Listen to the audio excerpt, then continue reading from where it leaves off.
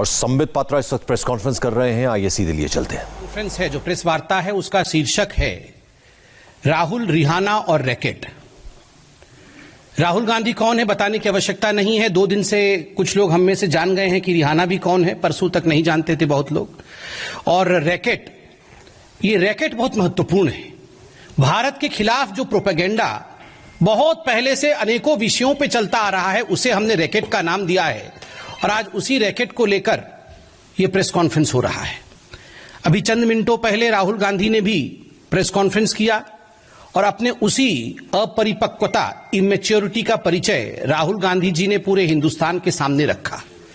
कहीं ना कहीं पुनः किसान बंधुओं के कंधे पर बंदूक रख के अपनी राजनीतिक रोटी सेकने की कोशिश राहुल गांधी जी ने की और साथ ही साथ पुनः किसानों के माध्यम से लोगों को भड़काने का जो प्रयत्न राहुल गांधी ने कहा और किया, वो आज हमने देखा है। ये वही राहुल गांधी है जो चंद दिनों पहले कह रहे थे कि शहरों में आग लग जाएगी, there would be fire in the cities, slums में जाके लड़ाई होंगी। और कहीं ना कहीं जो अरेंजमेंट राहुल गांधी ने इस लड़ाई की हुई थी, उसका खिलासा पिछले बार प्रेस कॉन्फ्रेंस में आदरणीय स्मृति ईरानी जी ने भी किया। आज ठीक उसी प्रकार राहुल गांधी जी ने धमकाया कि कोई पीछे नहीं हटेगा, बातचीत में हम विश्वास नहीं रखते हैं। अरे राहुल जी, ये तो किसानों का आंदोलन है। किसान तो कह रहे हैं कि उनका राजनीति से कोई सरोकार नहीं है, उनका किसी राजनीतिक पार्टी से कोई मतलब नहीं है। तो आप उनके पैरोकार बन के उनके माध्यम से बातचीत करने का जो प्रयास कर रहे हैं, वो किस लिए कर रहे हैं? ये अपरिपक्वता है, उसका परिचय आज आपने दिया है। आज राहुल गांधी जी ने कहा कि भारत की सरकार किलाबंदी कर रही है, सड़कों पर कील बिछा करके किलाबंदी कर रही है और ये लोकतंत्र में नहीं होता है। राहुल गांधी जी, याद करिए 26 जनवरी के दिन जो घटना हिंदुस्तान में घटा, पूरे विश्व ने देखा, हिंदुस्तान ने जिस प्रकार से उसको गलत बताया और आप लोगों ने सवाल उठाया था कि आखिर दिल्ली की पुलिस रोकथाम क्यों नहीं कर रही थी, दिल्ली की पुलिस ने प्रिवेंटिव मेजर्स क्यों नहीं लिया, क्यों दिल्ली की पुलिस ने लाल किले तक तथाकथित जो लोग इस प्रकार से हिंसा फैलाने की कोशिश कर रहे थे, जो किसान नहीं थे, उन लोगों को क्यों लाल किले तक आने दिया दिल्ली पुलिस ने? यह सवाल राहुल गांधी का भी था, यह सवाल कांग्रेस पार्टी का भी था और अन्य विपक्षी दलों का भी था। आज अगर दिल्ली पुलिस, उसी दिल्ली पुलिस ने जिन्होंने 26 जनवरी को पेशेंस और संयम का परिचय दिया था, उसी दिल्ली पुलिस ने आज प्रिवेंटिव मेजर्स लिया है, उसी दिल्ली पुलिस ने आज एहतियातन कदम उठाए, उसी दिल्ली पुलिस ने रोकथाम के लिए सारे बंदोबस्त किए हुए हैं, तो उसमें राहुल गांधी जी को क्या परेशानी है? मैं बताता हूं क्या परेशानी है। ये राहुल गांधी, कांग्रेस पार्टी और विपक्ष का ये जो प्रोपेगेंडा का एक बहुत बड़ा धड़ा है, ये चाहते हैं, इनकी इच्छा है सड़कों पर लड़ाई हो, ये चाहते थे कि गोली चले, ये चाहते हैं कि लाश बिछ जाए और इन लाशों पर बैठकर ये अपनी राजनीति चमकाएं और सवाल पूछे नरेंद्र मोदी जी से और इस सरकार से कि आखिर ये कैसे हुआ। आज हम सैल्यूट करते हैं दिल्ली पुलिस के जवानों को, जिनको देखने के लिए हमारे गृह मंत्री भी गए, जो खुद तो घायल हो गए, किंतु उन्होंने किसी को हताहत नहीं किया, उन्होंने एक गोली तक नहीं चलाई। आज अगर हमें, आपको, इस देश को बचाने के लिए उन्होंने कुछ प्रयत्न किया है, कुछ जतन कर रहे हैं, उस पर आप अभी से उंगली उठा रहे हैं। आज जिस प्रकार के शब्दों का प्रयोग राहुल गांधी जी ने किया है, यह अपने आप में दुखद है। बंधुगण, एक सवाल मैं राहुल गांधी जी से और पंजाब के कांग्रेस पार्टी से पूछना चाहता हूं। कल पंजाब के कांग्रेस पार्टी ने एक ऐलान किया कि 122 लोग जो गिरफ्तार हुए हैं 26 जनवरी में हिंसा फैलाने के कारण, उन लोगों को तुरंत रिहा किया जाए और उनको पंजाब की जो कांग्रेस है और सेंटर की कांग्रेस उनको लीगल एड देगी। सवाल उठता है, जिस दिन 26 जनवरी का यह घटना हुआ था, कुछ लोग लाल किले पर चढ़ गए थे, जहां झंडा नहीं फहराना चाहिए किसी और धर्म का, वहां केवल तिरंगे का स्थान है, वहां आपने उपद्रव किया था। उसके बाद ये तमाम नेताओं ने, राहुल गांधी समेत तमाम जो कांग्रेस के नेता थे, उन्होंने कहा था कि ये भारतीय जनता पार्टी के कार्यकर्ता हैं, भारतीय जनता पार्टी ने अपने एजेंट्स और अपने लोगों को भेजा है हुड़दंग करने के लिए, यहां पर हिंसा फैलाने के लिए, ताकि किसानों का आंदोलन बदनाम हो जाए। So that in fact the Kisan Andolan, the name of the Kisan Andolan is tarred. Is blackened. और आज जब वही हुड़दंगी गिरफ्तार हो रहे हैं तो आप कह रहे हैं कि इनको रिहा कर दीजिए, तभी जाके बातचीत होगी। आप कह रहे हैं इनको रिहा कर दीजिए क्योंकि ये अच्छे लोग हैं। कैसे? आपको क्यों इतनी पीड़ा हो रही है? आप तो इन्हें बीजेपी के कार्यकर्ता और एजेंट बता रहे थे। इनको तथ्यों के आधार पर अगर दिल्ली पुलिस सीसीटीवी की फुटेज के आधार पर, जो फुटेज जनता ने सामने रखी है और जो फुटेज पब्लिक कंजम्पशन के लिए, एविडेंसेस के आधार पर जो तथ्य कोर्ट में प्रस्तुत किए जाएंगे, उनके आधार पर गिरफ्तारी हो रही है। आप कह रहे हैं छोड़ दीजिए। अर्थात ये आप ही के लोग थे, अर्थात ये कांग्रेस पार्टी आप ही के लोग थे ना, जिनके लिए आप इतने चिंतित हैं और लीगल एड देंगे। वरना मैं तो नहीं मानता हूं कि इस देश में ऐसी कोई संस्था होगी जो अनार्की फैलाने वालों को, जो हिंसा फैलाने वालों को, और 26 जनवरी में जो दुर्घटना हुई थी उनके साथ कोई भी संस्था खड़ी होगी, ऐसा तो मुझे नहीं लगता। स्वाभाविक रूप से यह प्रश्न राहुल गांधी जी के लिए है, क्या ये लोग आपके हैं जो आप इनके लिए लीगल एड देने के लिए तत्पर हैं?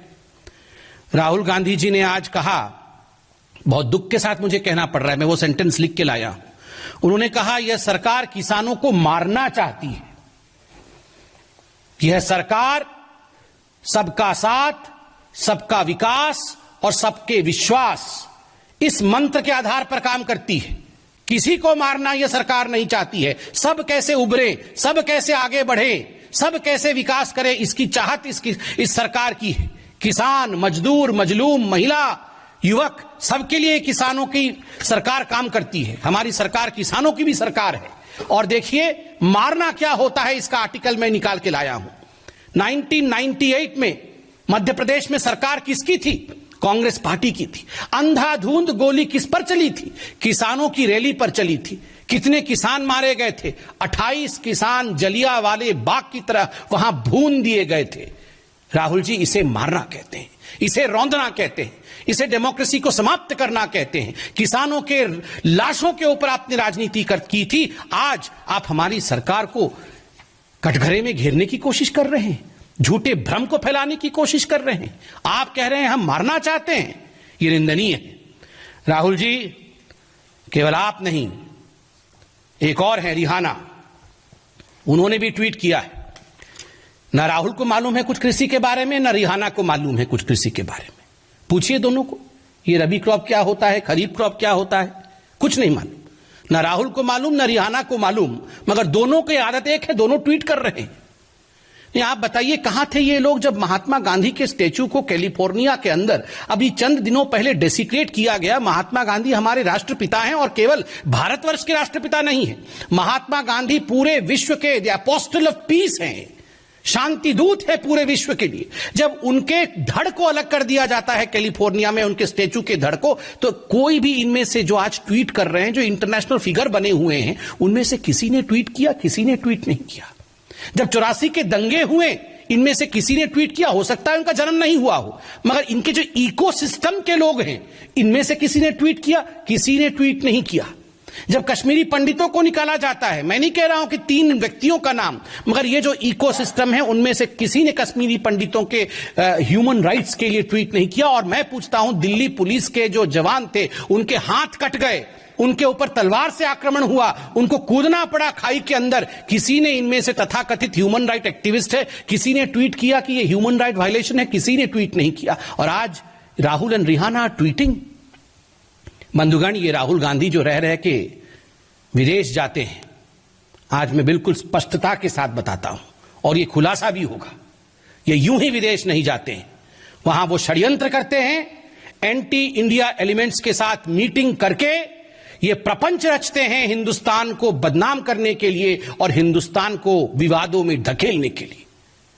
चाहे वो रिहाना हो, चाहे वो मियां खलीफा हो, ये सारे जो जिन लोगों ने ट्वीट किया हुआ है, ये सारे लोगों से किस प्रकार मिलना, प्रपंच करना, हिंदुस्तान के खिलाफ प्रोपेगेंडा करना, ये राहुल गांधी का बिल्कुल पहला काम है। और यही राहुल गांधी करते हैं विदेश में जाके। आप सोचते होंगे हमें कैसे मालूम? हमने आपको कहा था ना कि चाइना से जाके चुपके चुपके मिलते हैं, बाद में सब कागज सामने आया। 2008 का MOU भी हुआ था, तो वो फोटो भी सामने आया मां बेटे का। शी जिनपिंग बैठे हुए हैं, मां बेटे दाएं और बाएं खड़े थे, वहां भी जाके मिल के आए हैं चुपके चुपके। चोरी चोरी चुपके चुपके वहां भी जाके प्रोपेगेंडा करके आए थे और आज चाइना चाइना कर रहे थे, डिफेंस बजट के बारे में बोल रहे थे।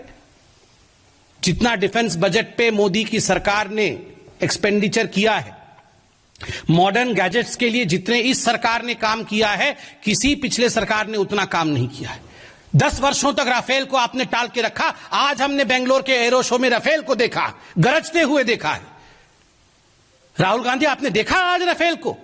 आपने देखा नहीं, आपने केवल पीसी करके हिंदुस्तान की मनोबल को नीचे करने की कोशिश की है। बंधुगण, जो लोग प्रोपेगेंडा करने की कोशिश कर रहे हैं, उन्हें हिंदुस्तान के लोकतंत्र के विषय में जानना होगा। India is a democratic country. These 3 farm bills were passed after due diligence, after due debate, after discussion, through a democratic process on the floor of Indian Parliament.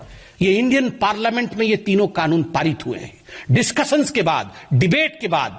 And who are the members of Indian Parliament? Duly elected member of parliaments of Indian Parliament, in fact, are the representative of each and every Indian. 130 crore के जो representative हैं, उन लोगों ने discussion करके ये कानून पारित किया। ठीक है, कानून पे मतभेद आपका था, सुप्रीम कोर्ट गए आप लोग, सुप्रीम कोर्ट में सुनवाई हुई।